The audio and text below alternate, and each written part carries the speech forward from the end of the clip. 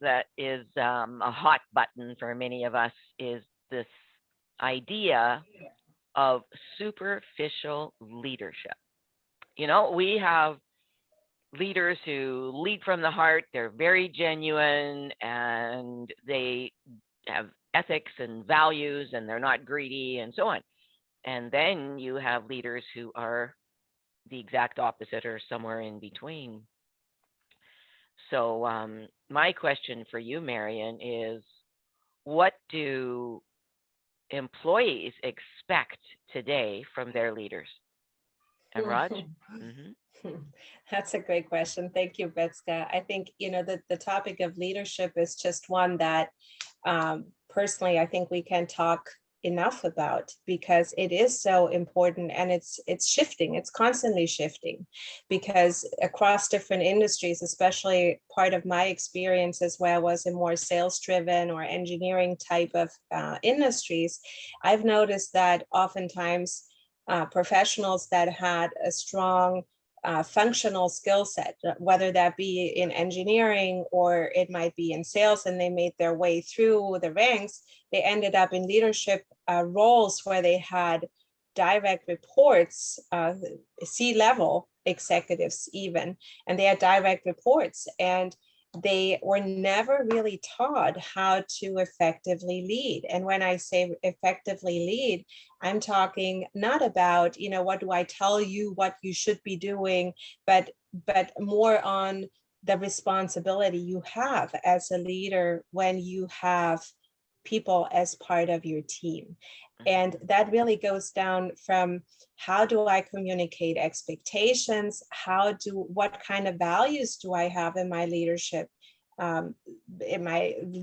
style, so to speak? And I think we are seeing right now with what's going on out there, where people are leaving their jobs, they're redefining their jobs, that there's less tolerance than potentially what has been in the past. And personally, part of my company philosophy when I launched my company was to put the people at the center and really rise the leadership skills, because I've seen too much of leadership where that left people anxious, left them depressed, left them feel unvalued and appreciated.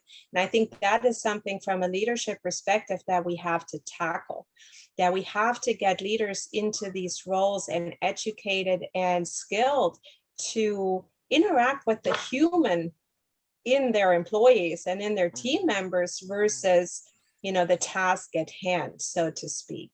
So, and I think when I'm looking at leadership, the best leaders that I've ever had were those that really cared about the person, where there is a level of trust, where they understand that work is one component of the overall life. It's not everything. You might assume if somebody comes in and says, or maybe isn't really focused or concentrated, and you might have one leader saying, well, you're doing bad work. What's that all about? You got to get better. Or you might have someone else that says, I've noticed that your performance has been going down. What's going on? And you're seeking that conversation. You're meeting them at the level of person to person versus I am here and you are there because I am your direct manager or boss, and really meeting them at that level, because that is how you keep people motivated. That is how they're performing and how you really get the best out of them. In fact, I was listening to Simon Sinek the other day, and he was talking about how people always, every conversation he has where people say millennials are so difficult to lead. And he was talking about the fact that a lot of millennials are actually, the way they were brought up was you even get a medal if you come in last for a good try. Right. And you're in essence, you're setting people up for feeling like a failure, because the real world kicks in and they're not prepared for that. And so I think from a leadership perspective, this is just one example, but we have to meet the people where they are and treat them as people and have the right values. So a story that comes to mind, this is a current client that I have who got this job. She's, I'll just use Asia as the area of the world. And she's a professional, highly trained, highly skilled. And she was given a team of 3 or 4 people to manage. And I'm her life coach, but now I realize I need to become her executive coach because she didn't realize that she had to really spend time with her people. This is her first time managing people. She did not know that she had to spend time with them and that her number one job was to grow her people, right? She was very busy doing her own projects, her own paper projects, and pushing them through. And it got so bad that on one of the days last week, these 2 women that reported to her started to throw things around the office. Objects. They were throwing objects at each other. And so my client goes, "What is going on?" Well, clearly, if your employees are starting to throw things at each other, there's something going on inside, right? They're angry, they're frustrated, and so on. But what happened, just to your point, Marion, was that my client's boss, what could he have done in a case like that? Well, he could have called her in and told her, look, let's evaluate, what's happening with your team. Why are they so upset? And how can we repair it? But no, and she was misled to believe that these 2 women who were throwing things around and angry and wouldn't get their work done and so on, that they were the ones who had their job on the block, that they could lose their jobs. Yeah. Well, she came in last Monday or whenever it was, and her boss told her she was fired, just like that. So that boss, right, he is the one who should be measured for his core competencies as a leader, because he didn't help her at all. He didn't help her learn, did he? Nothing. He just said, "You're out of here." It's interesting because it's really leadership, ineffective leadership on all levels.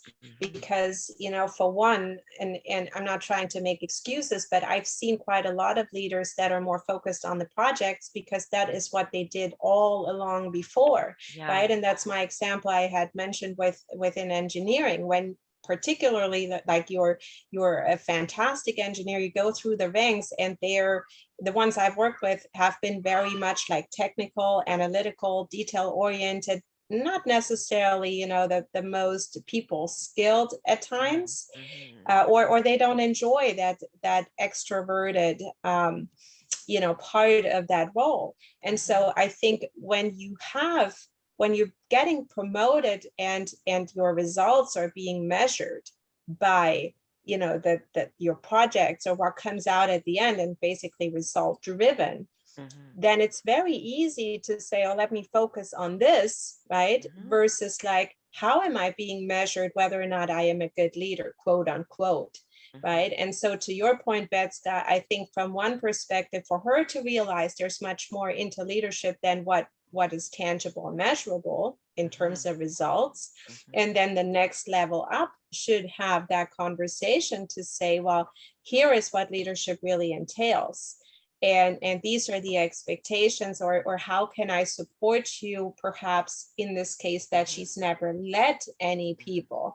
So there is obviously a component of training, of evolving as a leader. So I think that part of it has to come from the next level of leadership. And clearly that wasn't the case, which personally, I think when you have employees throwing objects or paper or whatever it might be, it sounds like a bit of a dysfunctional environment, which makes you also wonder, like, what kind of behaviors are being accepted?